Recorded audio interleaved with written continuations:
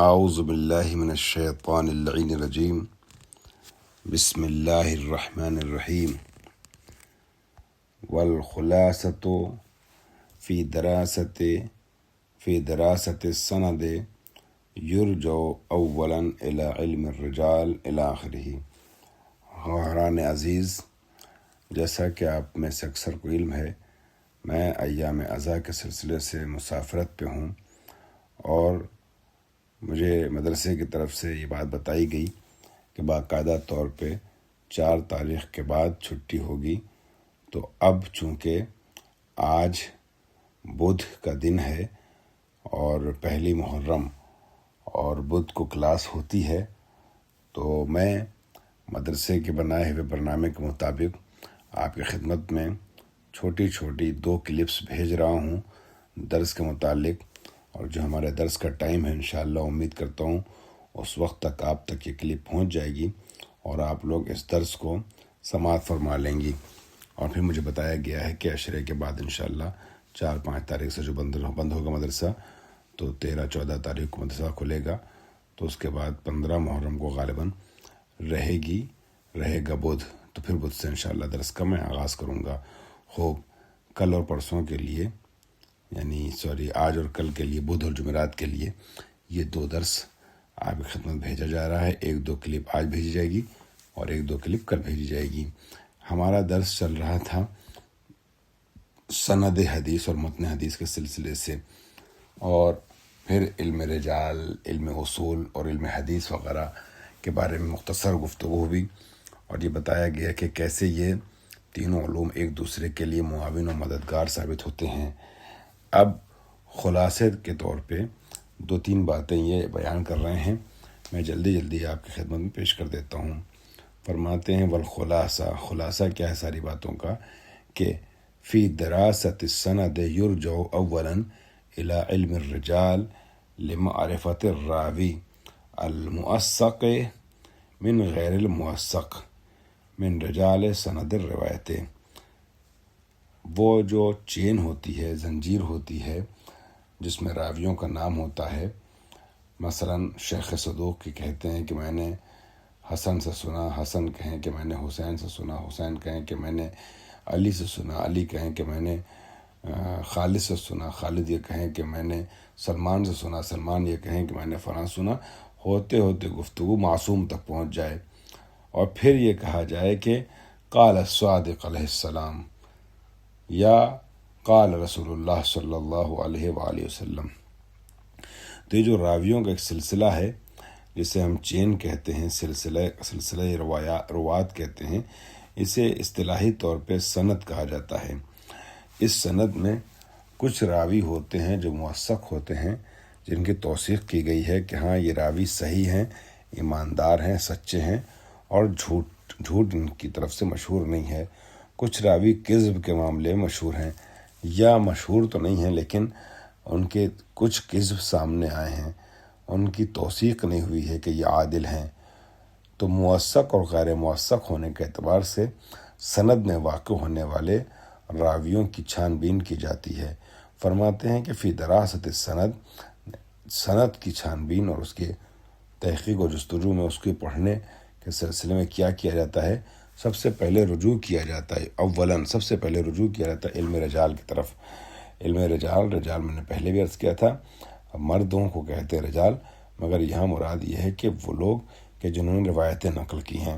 از باب تغلیب علم رجال ہے، کیونکہ زیادہ تر روایت کرنے والے رجل ہیں، مرد ہیں، ورنہ اس علم رجال میں راویہ عورتوں کی بھی چھان بین ہوتی ہے کہ روایت کو نقل کرنے والی جو خواتین ہیں ان کا اعتبار وثوق کے لحاظ سے کس حد تک ہے۔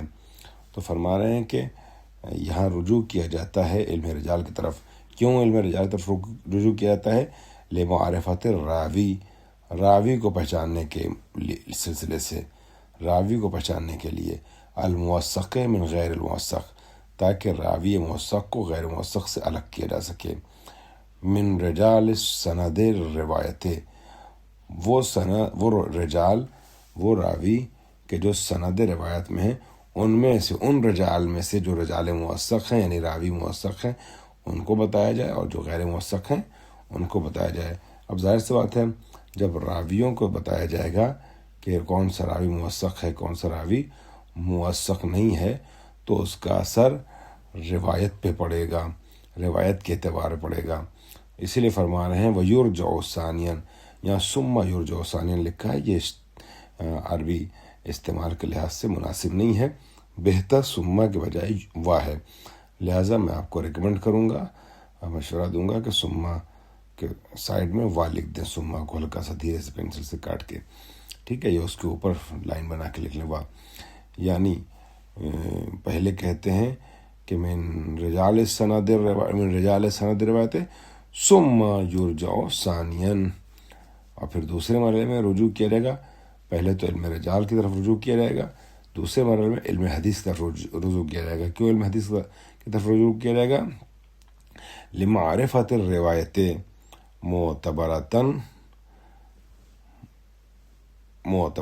اور غیر معتبرتن، یہ اوپر موثق والے میں بھی بہتر یہ ہے کہ الموثق، ٹھیک ہے، لمعرفت الراوی الموثق من غیر الموثق، الموثق کو آپ بدل قرار دے دیں، راوی کا مجرور پڑھیں، ٹھیک ہے، حالانکہ عبارت میں کچھ انقلت ہے، اتنی دقیق عبارت نہیں ہے، لیکن صحیح کرنے کے لیے الموثق کو آپ راوی کا بدل قرار دیں گے۔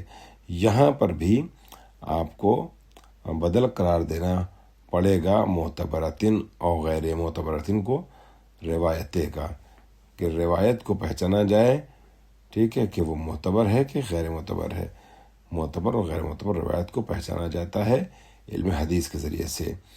وفق ما افید من تقییم رجال سندھا، اس چیز کے مطابق، ٹھیک ہے، موافق یعنی مطابق، کہ جو فائدہ پہنچاتی ہے، کس چیز میں فائدہ پہنچاتی ہے؟ من تقییم رجال سندھن، کس چیز سے فائدہ وہ پہنچتا ہے؟ علم رجال روایت کے وثوق اور غیر وثوق ہونے، معتبر یا غیر معتبر ہونے میں کس چیز سے فائدہ اٹھایا جاتا ہے؟ کس چیز سے افیدہ فائدہ اٹھاتے ہیں؟ من تقییم رجال سندھا، رجال سند روایت کی تقییم کے ذریعے سے۔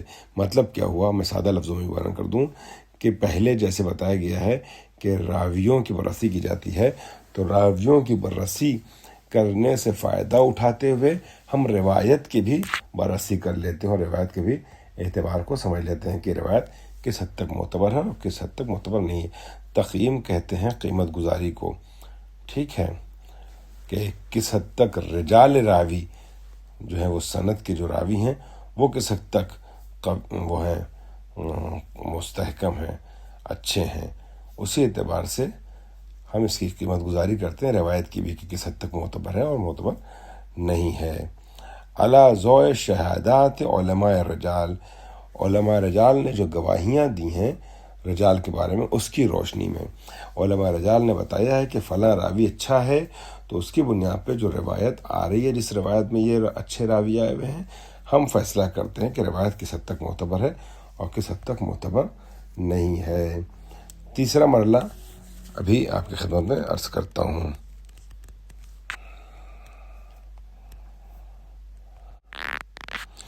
جی، ہم سند حدیث کے بارے میں گفتگو کر رہے تھے، تو ہم نے ابھی آپ کے سامنے یہ عرض کیا کہ پہلے مرحلے میں روایت کے راویوں کی بررسی کی جاتی ہے، دوسرے مرحلے میں سند کے بارے میں بررسی کی جاتی خود روایت کے بارے میں بررسی کی جاتی ہے کہ روایت معتبر ہے نہیں ہے، اور روایت کا معتبر ہونا نہ ہونا یہ منحصر ہوتا ہے علم رجال میں بتائے گئے راویوں کے اعتبار کے اوپر۔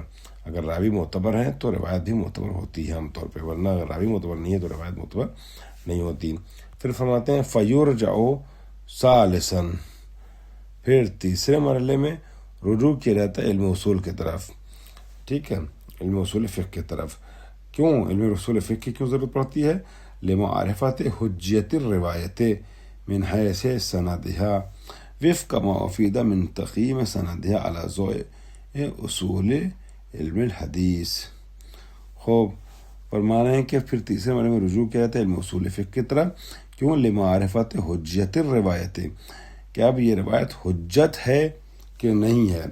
علم رجال میں راویوں کو پرکھ لیا گیا، اس سے فائدہ اٹھاتے ہوئے روایت کو بتایا گیا علم حدیث میں کہ روایت صحیح ہے کہ نہیں ہے، پھر اس سے فائدہ اٹھاتے ہوئے ہم علم اصول بحث کرتے ہیں اور یہ پہچانتے ہیں کہ یہ روایت حجت کس حد تک رکھتی ہے، حجت ہے یا نہیں ہے، ٹھیک ہے، من حیث سندھا، اس کی سند کے اعتبار سے، وفق ما افیدہ من تقیم سندھا، ٹھیک ہے، سند کی قیمت گزاری کرتے ہوئے، سند اگر صحیح ہے، اچھی ہے، تو پھر ہم حجیت روایت کو بھی تسلیم کرتے ہیں، ٹھیک ہے۔ اور سند کی بررسی کہاں ہوتی ہے کہ سند کی قیمت گزاری کہاں ہوتی ہے کہ سند کس حد تک حجیت رکھتی نہیں رکھتی ہے، علی ضوء اصول علم الحدیث، علم حدیث کی روشنی میں، جو اصول بتائے گئے ہیں علم الحدیث کی، اس کی روشنی میں بحث کی جاتی ہے سند کے بارے میں۔ تو پتہ یہ چلا کہ علم رجال میں راویوں کے حالات سے کے بارے میں بررسی ہوتی ہے، راویوں کے حالات کی چھان بین کر کے بتایا جاتا ہے راوی معتبر ہے نہیں ہے۔ پھر ہم آتے ہیں علم حدیث میں، اب راویوں کو پہچان لیا تو اس کے ذیل میں ہم آتے ہیں، یہ دیکھتے ہیں کہ روایت کس حد تک معتبر ہے اور معتبر نہیں ہے۔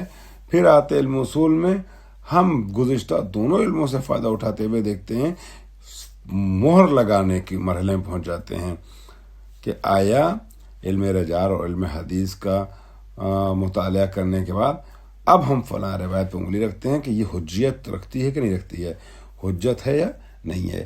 روایت کی حجیت کو ہم پرکھتے ہیں علم اصول میں، علم رجال اور علم حدیث سے فائدہ اٹھانے کے بعد۔ اب خبر واحد کی تقسیم کر رہے ہیں، میں نے عرض کیا آپ کی خدمت میں کہ متواتر جو خبر ہے اس کے بعد جتنی بھی خبریں ہیں وہ خبر واحد کہلاتی ہیں۔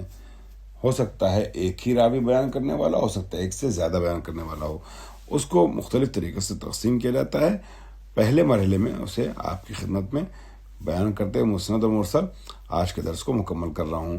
فرماتے ہیں تقسیم و خبر الواحد، خبر واحد کی تقسیم، یقسم و خبر الواحد الی ما یلی، خبر واحد کو تقسیم کیا جاتا ہے نیچے آنے والی دو قسموں پر۔ نمبر 1 المسند، خبر واحد کیا ہے؟ مسند ہے، ٹھیک ہے۔ دوسری قسم خبر واحد کی کیا؟ مرسل ہے۔ مرسل کیا ہے اور مسند کیا ہے؟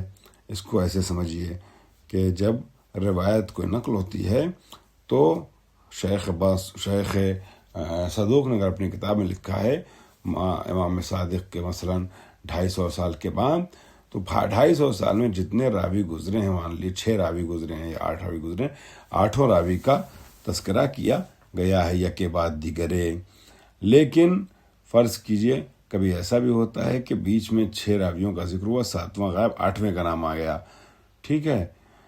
تو جہاں پر سارے راویوں کا ذکر کیا گیا ہو، فلاں نے فلاں سے، فلاں نے فلاں سے، فلاں نے فلاں سے سنا، تو یہ روایت جو ہے وہ کہلاتی ہے مسند کہلاتی ہے۔ لیکن جہاں پر ایک راوی یا 2 راوی غائب ہو بیچ سے، نام ہٹ جائے چین میں سے، وہ روایت مرسل کہلاتی ہے۔ فرماتے ہیں المسند وہو مشتمل سندہ علی جمیع اسماء رواته، مسند وہ روایت ہے کہ جو مشتمل ہو، جس کی سند مشتمل ہو کس کے ناموں پر؟ تمام راویوں کے ناموں کو اپنے اندر سمیٹو، تمام راویوں کے ناموں پر مشتمل سند ہو جس میں، وہ مسند ہے۔ ممن ينقلہ عن المعصوم الی من ينقل لنا، ہمارے زمانے، معصوم کے زمانے سے لے کے ہمارے زمانے تک، یعنی کاتب کتاب، رائٹر، مصنف کتاب، جو اس روایت کو اور حدیث نقل کر رہا ہے، لکھ رہا ہے اپنی کتاب میں، اس کے زمانے تک کے سارے راویوں کا، معصوم کے زمانے سے لے کے مصنف کے زمانے تک کے سارے راویوں کا جس میں ذکر کیا گیا ہو، وہ ہے مسند۔ مرسل کیا ہے؟ وہ ما لم یشتمل سندہ علی جمیع اسماء رواته، تمام راویوں کے اسماء پر مشتمل نہ ہو وہ روایت، وہ مرسل کہلاتی ہے۔ بیچ میں 1 2 4 راوی کیا ہیں؟ غائب ہوں، تو وہ روایت جو مرسل کہلاتی ہے۔ اس کا ادامہ انشاءاللہ اگلے درس میں بیان کیا جائے گا۔ وآخر دعوانا الحمدللہ رب العالمین۔